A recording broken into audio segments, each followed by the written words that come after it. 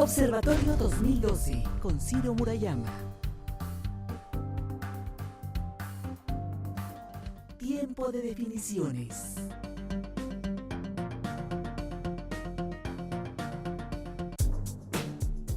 El actual Partido Verde Ecologista de México tuvo su primera participación en una elección federal en 1991. Entonces consiguió el 1.48% de la votación nacional, lo que le dejó a solo 2 centésimas de mantener su registro como partido político. A partir de ahí, sus integrantes se dieron a la tarea de realizar asambleas constitutivas en todo el país para obtener su registro y participar de nuevo en las elecciones federales de 1994. En esa ocasión, habiendo postulado a su fundador, Jorge González Torres, el Partido Verde obtiene algo más de 300,000 votos, insuficientes una vez más para asegurar su registro como partido político nacional. Sería hasta la elección federal de 1997, cuando el Partido Verde Ecologista de México rebasó el 1,000,000 de votos y conservó su registro.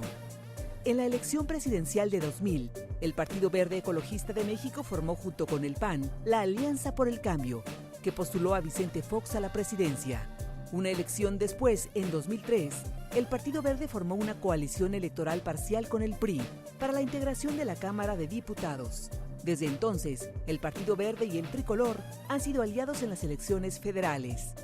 En 2006, ambos partidos postularon a Roberto Madrazo a la presidencia de México y en 2012 traerán como candidato a Enrique Peña Nieto.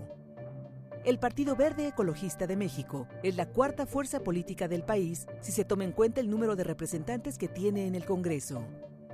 Arturo Escobar y Vega es en la actualidad el vocero del Partido Verde Ecologista de México. Arturo Escobar es licenciado en Derecho por la Universidad Iberoamericana y tiene una maestría en Derecho en la Universidad de Nueva York. Es miembro del Partido Verde desde 1995, por el cual ha sido postulado y electo diputado a la Asamblea Legislativa del Distrito Federal, así como diputado federal. Actualmente es senador de la República. Arturo Escobar, del Partido Verde Ecologista de México, es el invitado de hoy en Observatorio 2012. Pues esto es Tiempo de Definiciones, el plato fuerte de Observatorio 2012, donde estamos conversando con los actores políticos relevantes de este proceso electoral. Arturo Escobar, muchas gracias por venir a este espacio de la universidad, a ayudarnos a entender, a comprender qué es el Partido Verde, cuáles son las definiciones programáticas, ideológicas de esta fuerza política. Bienvenido a la UNAM.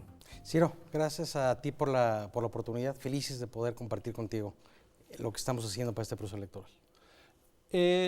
Los partidos verdes son un movimiento que empezó hace algunas décadas en el mundo, surgieron inicialmente en Europa, son fuerzas políticas que, como su nombre lo dice, están preocupados por la agenda medioambiental, con mucha vinculación con las organizaciones de la sociedad civil, con movimientos pacifistas, feministas. ¿Cuáles son las características del Partido Verde Ecologista de México que le acercan y a su vez le diferencian de este movimiento de los partidos verdes en el mundo? Ahora, yo te diría que primero que nada es transitar en los 80s de una organización ambientalista, de un grupo de ciudadanos encabezados por Jorge González Torres, que decidieron organizarse para llevar a la agenda pública los grandes retos medioambientalistas de ese momento. Como tú comprenderás, en los 80s no era un tema el medio ambiente, ni siquiera en la agenda pública de nadie. En 1989 se constituye la organización, se pide el registro, no se obtiene el 2% en el 91, elección intermedia. Sin embargo, en el 94 sí se obtiene, se convierte en un partido político nacional.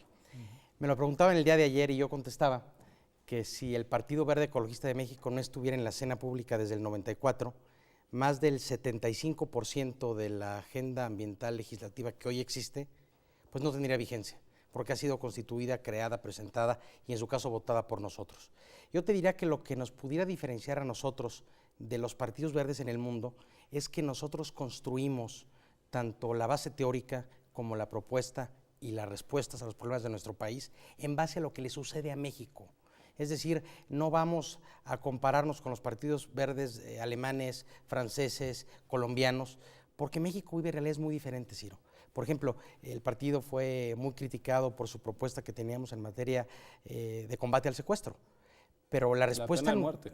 efectivamente, pero la respuesta fue de que los partidos políticos en México, en nuestro sentir muchas veces, van y construyen su posición de forma anticipada hacia aquella ideología que en el mundo se está llevando a cabo por el tipo o por la ubicación en el espectro político en el que se encuentran. Nosotros entendíamos que para darle respuesta a los mexicanos teníamos que construirles soluciones en base a los problemas de México, no a los problemas que los partidos verdes en Europa, por su misma realidad, están buscando resolver. Ahora, en este tema, ya que lo coloca sobre la mesa, la Carta Verde que firman los distintos partidos verdes del mundo expresamente se opone a la pena de muerte. ¿Por qué pensar que un principio como el de oponerse a la pena de muerte, puede ser alterado por circunstancias específicas? Es decir, los principios son para reivindicarlos, defenderlos, incluso en la adversidad. ¿Cómo explican este giro del Partido Verde distanciándose, digamos, de esta beta pacifista del movimiento verde en el mundo? Yo te diría que efectivamente va en coincidencia con eso, o en concurrencia con eso. Los partidos verdes en el mundo están a favor de la vida, y nosotros también. Cuando un ser humano genera una conducta de privar de la libertad de una persona y después matarla por dinero, es una persona que requiere procedimientos penales especiales para ser juzgado. Hoy la vida ordinaria penal de nuestro país no estaba y no está preparada para someter a juicio a este delincuente de alto calibre. Por eso sometimos a consideración primero del pueblo de México y posteriormente el Congreso mexicano una iniciativa de reforma constitucional que preveía que si tú, mexicana o mexicano, generabas esta conducta a propósito, la más odiada por la sociedad mexicana, que es el secuestro con mutilación u homicidio, mi partido buscaba que fueras juzgado hasta en la última instancia, es decir, en 3 instancias, hasta por la Corte, y en caso de ser responsable de esta conducta, porque tampoco se hablaba un poco de que el verde quería proceder con la pena de muerte a cualquiera, no, estamos hablando, Ciro, de lo peor de lo peor. Aquella mexicano que decidió apartarse de las reglas de la sociedad y que decidió generar una de las peores conductas, una de las conductas más aberrantes que pudiera ser, y lo metimos como una alternativa. Por supuesto que en algunas partes del mundo recibimos críticas, pero cuando pudimos dar este cara a cara, Ciro, de explicar las razones por las cuales la coyuntura especial de México, y pasó en su momento en Alemania, cuando se viven tiempos de guerra, tiempos muy especiales, requieres de soluciones o alternativas muy especiales, y por eso la propusimos. Ahora, México ha asignado tratados internacionales en materia de derechos fundamentales que, de acuerdo a la interpretación de la Suprema Corte, no pueden ser revertidos en materia justamente, por ejemplo, de derecho a la vida. Eso implicaría, de prosperar la propuesta de ustedes, que México se saliera, que México rompiera esta serie de acuerdos internacionales que han signado pues, los países en una vocación de avanzada, de defensa de los derechos fundamentales de todas las personas, incluso de las peores personas. Una vez más, creo que vamos al análisis, inclusive lo vimos con tratados internacionales, se preveía que en este tipo de tratados se podía buscar la posibilidad de litigar el reservarnos esa parte. Pero más importante aún, Ciro, yo te lo diría, más importante aún, si esta alternativa de golpe a la mesa por parte del Estado mexicano en contra de los peores delincuentes hubiera prosperado, primero que nada está nuestro país. Y yo te diría que si algo protege mi partido, si algo ha sido su gran bandera y su mayor aspiración, es proteger la vida. Es proteger la vida de los inocentes, es proteger la vida de la sociedad, es buscar que México recupere paz, libertad y tranquilidad. Esa alternativa, como tú bien la señalas, no fue materia de voto mayoritario en el Congreso mexicano, pero sin duda nos dio la posibilidad de desmarcarnos de aquello que consideramos era lo tradicional. Queremos ser un partido de avanzada, Ciro, un partido con la agenda política, social, económica y, por supuesto, medioambientalista de mayor modernidad, sin duda, de nuestro país. Porque queremos ser el partido que le proponga a la gente primero su justificación por qué debe existir un partido como el nuestro. Pero más importante aún, que tengamos una agenda que le permita a México desatarse, romper ese nudo que lamentablemente algunas ideologías o que nuestra propia historia no nos ha permitido, ser un país que pueda avanzar, que pueda crecer, que pueda generar empleo, que disminuya esa brecha de distribución de la riqueza que hay entre el hombre más rico del mundo y 25 millones de mexicanos que salen de su casa todos los días y no saben qué van a comer.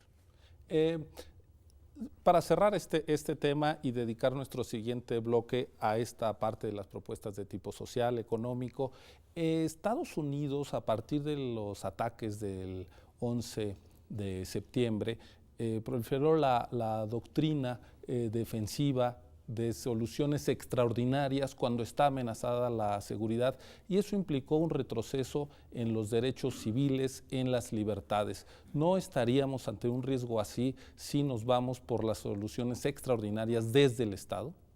A ver, yo te diría que para que México pueda recuperar su paz, su tranquilidad, su libertad, sus espacios públicos, sus espacios recreativos, su normalidad, se tienen que tomar definiciones extraordinarias. En estas definiciones extraordinarias, lo peor que nos puede pasar, o lo más peligroso que nos puede pasar, es buscar minar aquellos avances que tenemos en materia de derechos humanos y libertades. Sin embargo, Ciro, hay que entender que son tiempos muy especiales. Hoy en algunas partes de este país tenemos como rivales a lo peor de la delincuencia organizada del mundo. Y lo digo del mundo porque esta delincuencia organizada en nuestro país es una de las delincuencias con mayores recursos económicos en el mundo. Entonces, por lo tanto, hoy con la justicia ordinaria, hoy con las herramientas o instrumentos normales con los que tenemos, es absolutamente insuficiente la pelea. Es una pelea absolutamente injusta. Es de un peso completo contra un peso mosca. Entonces necesitamos balancear la cancha. ¿Y cómo balanceas la cancha? Primero entendiendo el problema, diagnosticándolo y dándole respuesta. Uno de los grandes errores que creo yo tuvimos en el 2006 fue declarar la guerra por parte del Estado mexicano al crimen organizado sin tener diagnósticos, sin tener las reformas penales y legales que necesitábamos tener y sin preparar a la sociedad de lo que venía. No estábamos preparados, Ciro. Okay. Bueno, pues ya lo ve, estamos conversando animadamente con el vocero nacional del Partido Verde Ecologista de México. Esto es Tiempo de Definiciones en Observatorio 2012. Vamos a un corte y regresamos a esta conversación.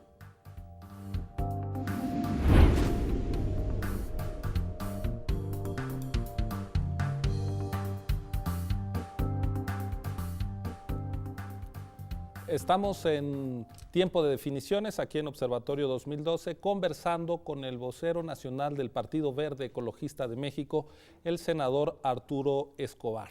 Arturo, ¿cuál es el diagnóstico de la situación medioambiental del país? ¿Cuáles son los grandes desafíos que tenemos en esta materia? A ver, yo te diría que el gran reto es pasar de una muy buena legislación, así considerada por la ONU y sus organismos medioambientalistas, a los hechos, Ciro. La verdad es que tenemos una legislación de avanzada, pero en política pública dejamos mucho que desear. Somos buenos para el discurso internacional y pararnos ante los grandes foros y hablar lo que México está haciendo en política pública en materia de cambio climático, pero en los hechos no lo estamos haciendo. ¿Cuál es el gran reto? Transitar a que el medio ambiente esté en la primera fila del gabinete presidencial. Segundo, que esté dotado de los recursos económicos suficientes como si fueran temas de combate a la pobreza, inseguridad, educación y salud. Tercero, entender en dónde está ubicado México geográficamente y qué tenemos que hacer. México, por su geografía, por sus recursos naturales, pudiera ser el gran motor de Norteamérica en materia, por ejemplo, de energías renovables, especialmente por los temas de la ubicación de lo que tenemos en agua, lo que tenemos en aire. Pudiéramos generar, por ejemplo, una política pública en materia de biodiesel o en materia de combustibles limpios que nos ayuden a transitar a un país que contamine mucho menos, pero aparte de todo que pueda ayudar a transitar, a cambiar este tipo de motor de combustóleo a un motor eléctrico como está pasando en otras partes del mundo. Por ejemplo, cuando hicimos la reforma energética del 2008, mi partido fue el gran precursor de la reforma en todo lo que tuvo que ver con energías renovables y nos topábamos con pared inclusive en esos temas, Ciro, porque encontrábamos una disidencia en el Senado mexicano por si se privatizaba o no en materia de renovables. Nosotros queríamos abrir todo el mercado de renovables a participación privada y pública al 100% a efecto de poder detonarla y explotarla como está pasando, por ejemplo, en Alemania. No pudimos hacerlo. Creemos que en materia energética, a través de todo lo que tiene que ver con renovables, creemos que en materia de agua tenemos retos enormes como país. Tercero, por supuesto, todo el tema de bosque que tiene que ver con deforestación. Las políticas públicas hoy enmarcadas en la legislación mexicana son correctas, Ciro. Ahora hay que pasar a la política pública. ¿Y cómo lo hacemos? Priorizando el tema, pasando del discurso a los hechos, dándole la posibilidad a la Secretaría de Medio Ambiente de fortalecerse y al mismo tiempo, y que es parte de la plataforma de mi partido, independizar ya o darle autonomía a la Profepa a efecto de que no tenga que estar el procurador ambiental rindiéndole cuentas al secretario, que es absolutamente ridículo, y por eso creo yo que la Profepa siempre está enmarcado en esta mediocridad que no le permite ni investigar ni procurar justicia ambiental por las pocas facultades con las que cuenta. Aterrizando por algunos de los temas que has tocado, el tema de las energías renovables y no renovables, ¿qué definición tienen acerca de los impuestos a la gasolina y al uso de energéticos no renovables? Qué bueno que me lo preguntas. A ver, Ciro, yo soy de los que considera en mi partido igual que gente como tú o gente como yo no tenemos por qué estar recibiendo subsidios de gasolina.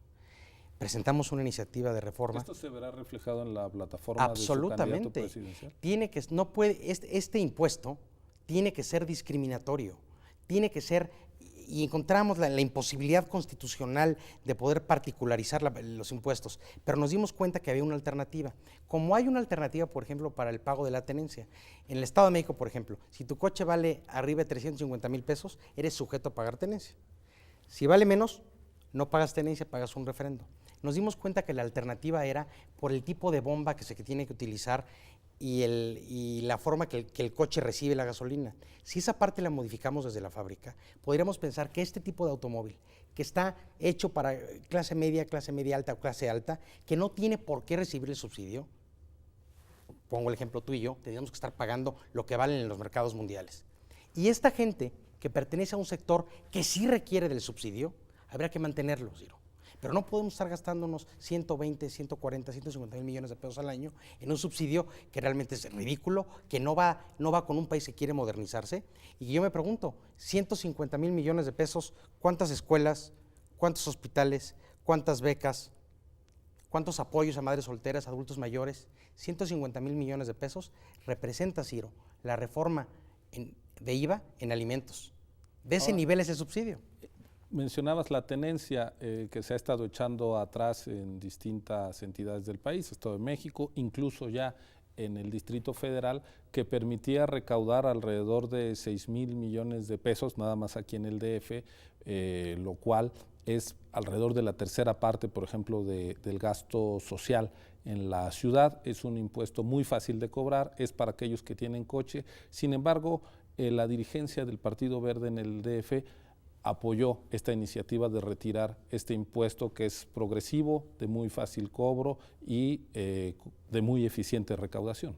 Es que es sumamente injusto. Ciro, este es un impuesto donde no nada más estás pagando el impuesto cuando adquieres el automóvil, no nada más pagas derechos cuando lo verificas, sino también tienes que pagar por su utilización. Porque estás contaminando. Pero segundo, aparte, tienes hoy la imposibilidad, esa es una parte, pero la parte que creo yo que es social y que merecía apoyar la postura de desaparecer la tenencia, era los servicios que prestas en las calles de nuestro país, en el mismo tránsito. Estamos pagando tenencia por calles mal hechas, por reparaciones, por obras. Entonces yo creo que... Sí, pero si bajamos los impuestos y los ingresos públicos va a ser más difícil hacer obra pública para pavimentar esas calles, evitar congestionamientos y, por ejemplo, desarrollar redes públicas de transporte. Pero es que hay formas de hacerlo. Una forma de hacerlo es quitar el subsidio en las gasolinas. Aquí estamos hablando de 150,000 millones de pesos de subsidio. Aquí estamos hablando lo que pudiera costar en el Distrito Federal, pero hay formas de darle alternativa. Yo soy de los que piensan que la Ciudad de México o las zonas metropolitanas de nuestro país tienen que transitar hacia propuestas de transporte masivo. Hoy necesitamos conectar el poniente con el oriente, el norte con el sur, darnos la posibilidad de un metro moderno, un metro seguro, un metro puntual. No nada más en la zona metropolitana del Distrito Federal del Estado de México. Yo te diría, hoy tienes problemas brutales en la zona metropolitana de Nuevo León, en las zonas de Jalisco. Y son temas que necesitamos abordar y que necesitamos asumir. Hace mucho tiempo, Ciro, se hubiera escuchado ridículo pensar que el periférico tuviera un segundo piso. Bueno, pues hoy lo tenemos. Las grandes decisiones hay que echarlas a andar. Y creo yo que las zonas metropolitanas de nuestro país tienen que ir caminando hacia un transporte masivo.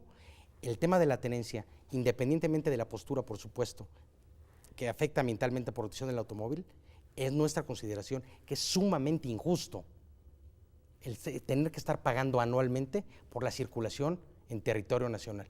Creo yo que el gobierno federal hace lo correcto, le permite a las entidades federativas tomar las definiciones, y yo creo que en el muy corto plazo ya no va a haber entidades federativas que lo estén cobrando. Sí, las entidades federativas recaudan el 3% de los ingresos nacionales, gastan el 50%, y por esta ruta pues van debilitando aún más su capacidad recaudatoria.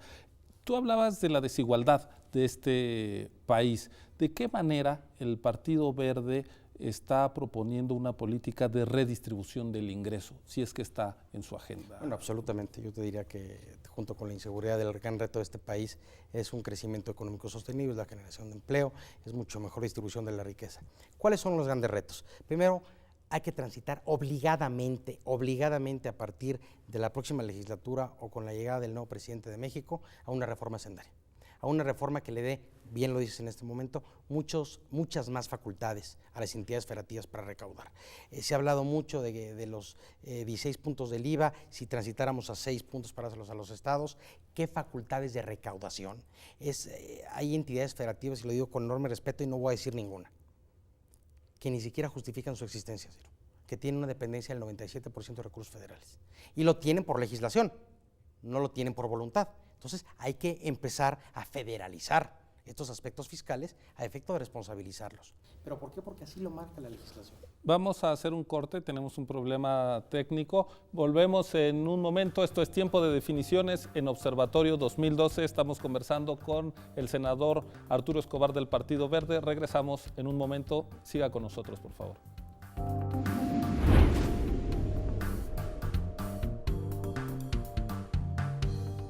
Gracias, estamos de vuelta en Observatorio 2012, transmitiendo en vivo desde Ciudad Universitaria. Estamos conversando con el senador Arturo Escobar del Partido Verde Ecologista de México. Arturo, estabas delineando las definiciones de tu partido en materia hacendaria y de redistribución de las competencias de las entidades. 3 grandes conclusiones. Por supuesto, la reforma hacendaria, que lo que tiene que ver es no dejar de responsabilizar al gobierno federal, sino desde la ley, sino permitir que los gobiernos estatales también se responsabilicen, porque hoy la ley no se los permite. Segundo, desaparecer todos los regímenes especiales, incluyendo un gran debate sobre tasas cero en alimentos y medicinas, que no medicinas no vas a recaudar mucho porque todo lo compra el IMSS y el ISSSTE, o el 90%, pero en el tema de alimentos hay que transitar un verdadero debate sobre el consumo y ver cómo esta tasa únicamente beneficia de las clases medias para arriba, porque son las clases verdaderamente consumistas. Y tercero, una gran reforma energética. A ver, Brasil financió la salida de 40 millones de personas de la pobreza extrema a través de la inversión en investigación y la explotación de todos los yacimientos que estaban abajo de sal, denominados presal. Financió la salida de 40 millones de la pobreza extrema. Ciro, México tiene esas condiciones, pero necesitamos quitarnos ese yugo de la historia que no nos permite entender que únicamente Corea del Norte y México somos los únicos países que quedamos con este monopolio público que sirve de poco.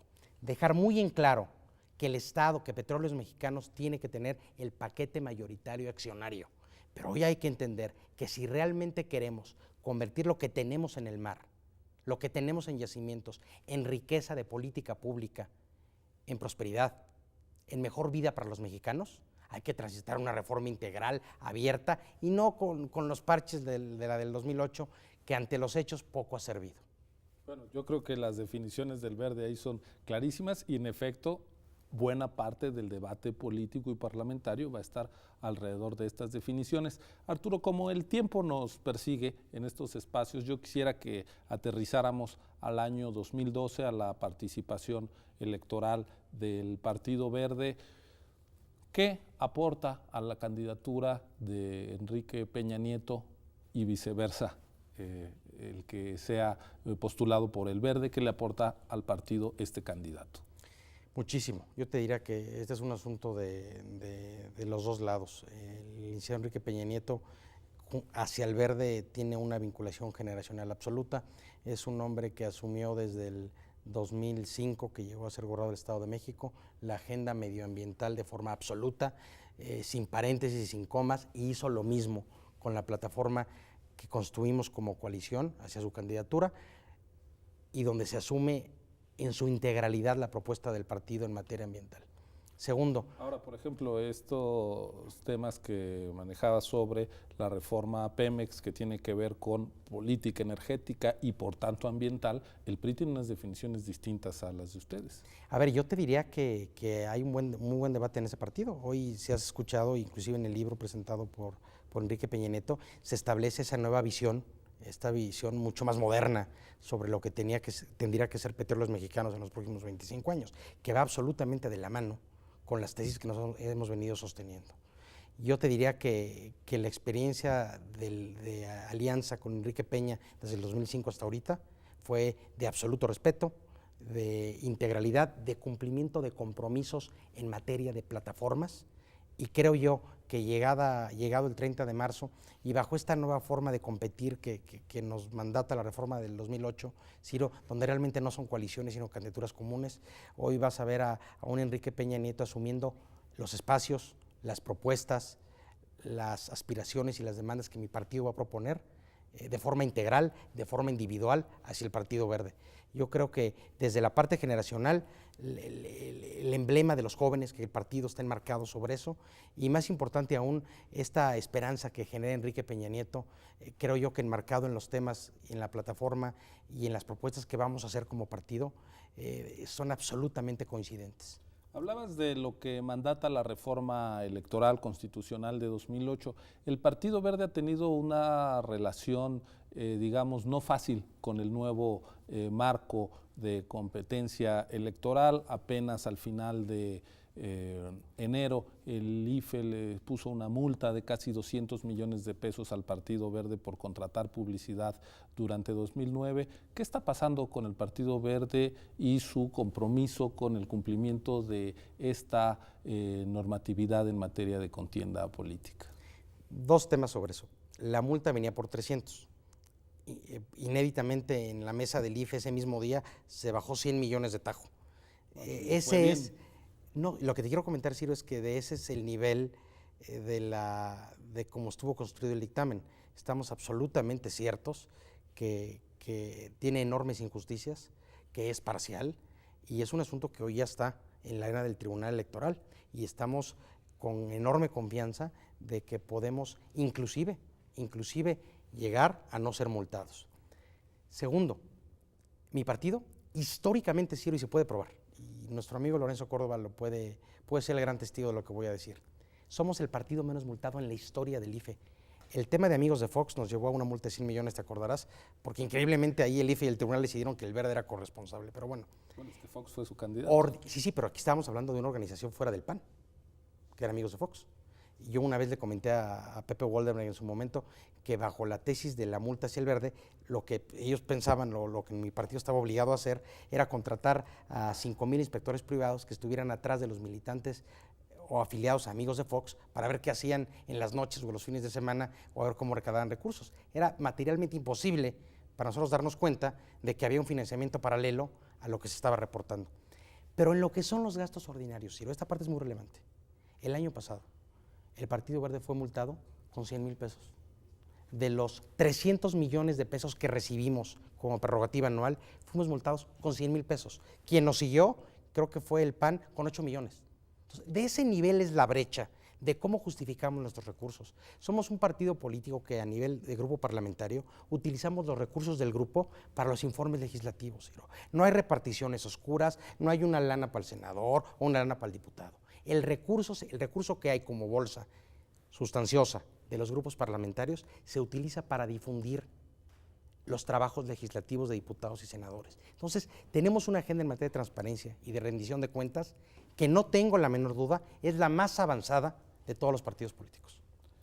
La relación con la ley electoral, es decir, la compra de anuncios, ¿hasta dónde el Partido Verde acompaña el actual diseño constitucional? A ver, nosotros votamos en contraparte de la reforma electoral. ¿Hasta dónde la acompañamos en materia de legalidad? En toda. Lo que sucedió en el 2009 fue que estábamos en un proceso inédito. Era una ley que no había sido materia ni de pronunciamiento del IFE ni de la sala, en lo que son la práctica y los hechos. Y no nada más el Verde, sino todos los partidos entramos en dinámicas de saber qué se puede y qué no se puede. Hoy hay mucho más literatura, hay inclusive jurisprudencia por parte de la sala en aquello que se puede hacer y lo que no se puede hacer. Pero inclusive vas a encontrar a partir del 30 de marzo, por parte de todos los partidos, inclusive el cuestionamiento o la consulta o inclusive las acciones que pudiera el órgano administrativo, dígase el IFE o la sala superior, considerar que son actos ilegítimos. Pero no tengamos la menor duda, mi partido acompaña al 100% los principios de legalidad que marcan la reforma del 2008. Un tema que comentábamos fuera del aire, ustedes van a postular a candidatos identificados como de la telebancada. ¿Por qué el Partido Verde es vehículo para que estos grupos de interés lleguen al Congreso? A ver, yo te diría, vamos a postular a mexicanas y mexicanos de los sectores del campo, de los sectores ambientalistas, de los sectores académicos, de los sectores empresariales, de los sectores de estudiantes universitarios que hoy están atendiendo sus clases universitarias, van a ser candidatos a diputados federales. Nosotros estamos convencidos que el Congreso mexicano, Ciro, es el espejo de la sociedad. Como en cualquier congreso del mundo, están representados los sectores.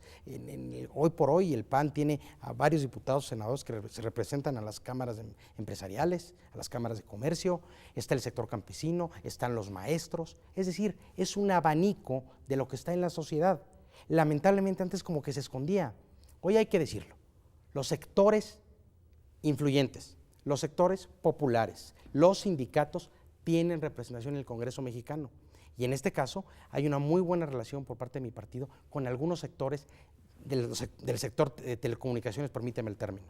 Y estamos, por supuesto, que no nada más en ese sector, sino invitando a todos aquellos que aspiren a suscribir una agenda modernizadora de nuestro país, a entrarle con todo, al toro, asumir el toro por los cuernos y sacarlo adelante. Entonces, mi partido ahí ha asumido, creo yo, una propuesta arriesgada, pero que en los hechos ha dado resultados. Bueno, pues Arturo, te agradezco mucho nuevamente haber estado en este espacio de la Universidad Nacional.